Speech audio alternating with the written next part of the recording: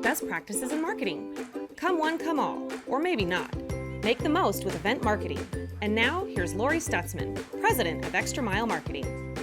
Today we're going to talk about event marketing. We're going to talk about what it is, what it's best for, how to use it, and what your next steps are. So let's get started.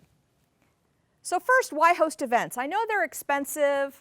Sometimes they're a lot of work. It requires a lot of different personnel helping out, but they're great for positioning you as an expert in the field.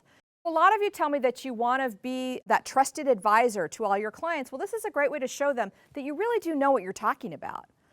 It's also really good for building relationships and trust with both your customers and your prospects.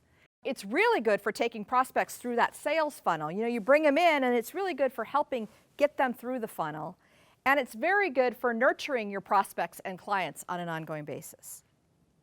So why events work? Well, the key to event marketing is that it's a very important piece of nurture marketing. And nurtured leads make 47% larger purchases than non-nurtured leads. And that makes total sense, right? Because the more you have a relationship with somebody, the more likely they are to give you a deeper piece of their business and to get to know you better and to actually give you meatier projects, which is what you all want, right? The other thing to think about is that 79% of marketing leads never convert into sales. And a lack of lead nurturing is the common cause of this poor performance. 79% don't convert. Okay, so we work with about 7,000 partners all over the world, and these are some of the best practices that we've seen of how partners use events. So they use them to alert customers about new products. Last year was a huge launch year for Microsoft, and we saw a lot of events occurring around those new products or services that partners are now offering. They're very good for exposing existing customers to other sides of your business. So we have a client who has cabling, networking, and security as their three main pillars of business. Well, a lot of people only know them for one of those three pillars. So maybe you came in as a cabling customer, but what you really need now is some security hardware, for example, and an event would be a great way to introduce you to the different offerings that the company has.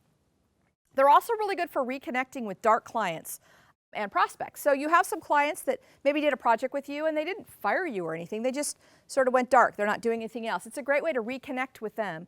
And similarly, you might have bid on a piece of work and maybe that prospect used somebody else, or maybe they just didn't even do the work. It's a great way to reconnect with them and reestablish that relationship.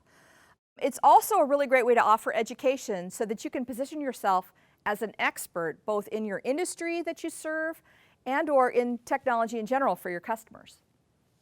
So the different types of events that we've seen, there are lots of different kinds of events that you can put on.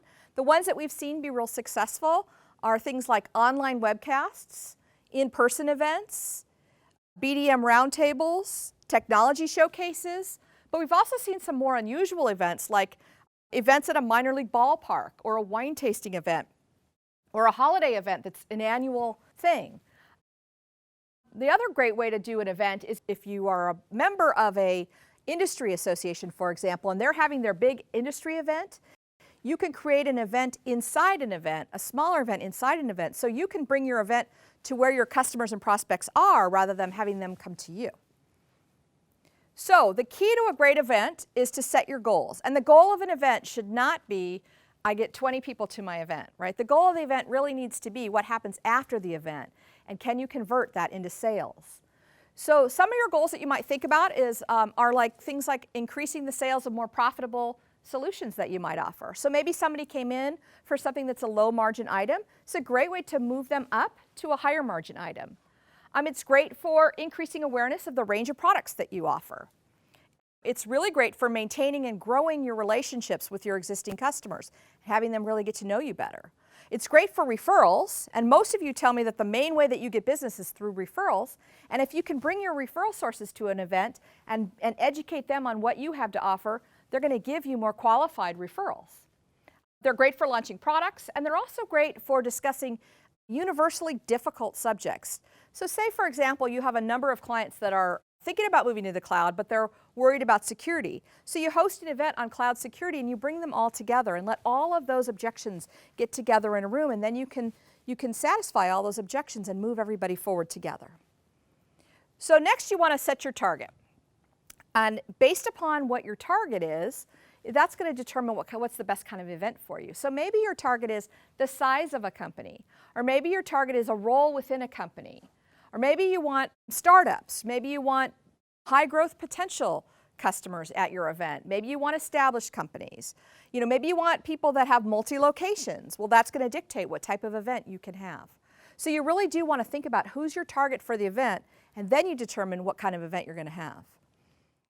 The next thing I'll say is that you want to choose a theme for your event. And this is the part of event planning that generally gets left out.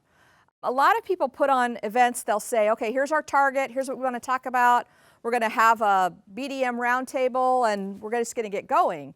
But I want you to think about the best event that you ever attended, or maybe the best party that you ever attended. What made that event stick out in your mind? What made it best? And I'll bet it had some sort of a theme attached to it, so it made it more memorable. So think about what you're trying to sell in your event, and then find a way to make that sticky. So we brainstormed in our office just a couple of things that people might offer in an event setting. So for example, if you're a managed services provider, what you have to sell is your service. That's what you're selling. So why not do an event that's around white glove service, right? It's very inexpensive. You get everybody white gloves and a top hat, and maybe your team is opening doors, maybe they're pulling out chairs, maybe they're pouring champagne as people come into the event, that kind of thing, to get the word out that you guys really do offer white glove service as a managed service provider.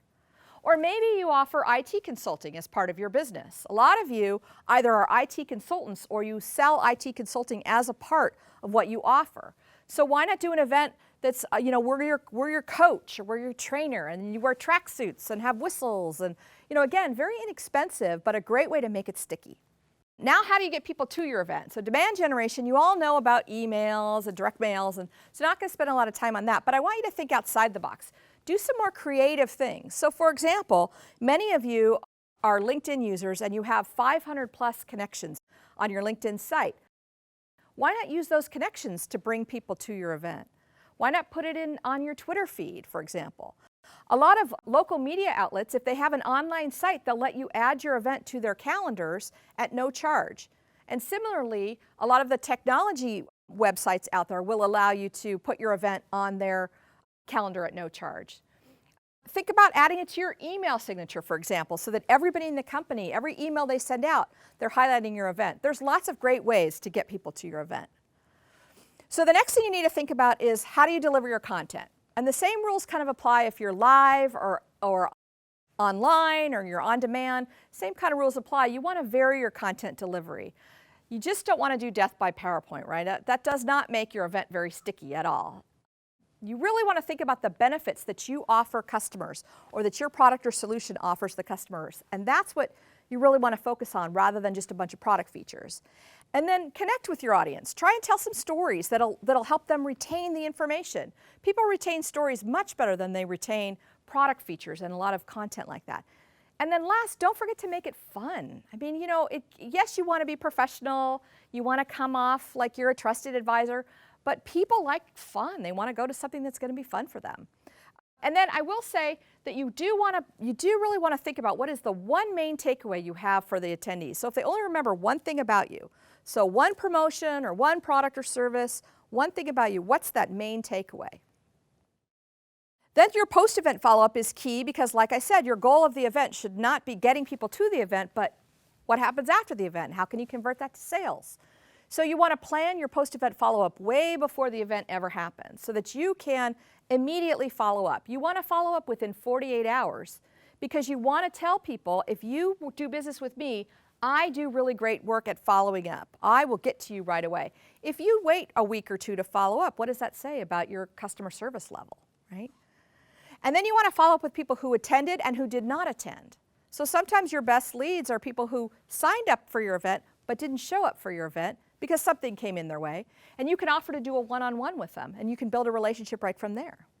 So your follow-up, some of the things you want to think about is inviting them obviously to future events, but maybe when you're following up with them, ask them what topics they'd like to see or what kind of event they'd like to see. Maybe give them a promotional offer to get them to act quickly and close a sale. And then make sure that you're connecting with them so that you keep a relationship with them. So connect with them on LinkedIn or Twitter. Invite them to subscribe to your newsletter or blog. Now there's some resources to help, so ready to go. If you haven't looked at it lately, you really should take a look because they offer a ton of help for events. They offer things like invitations, topics, sales collateral that you can hand out, and decks that you can use in your event.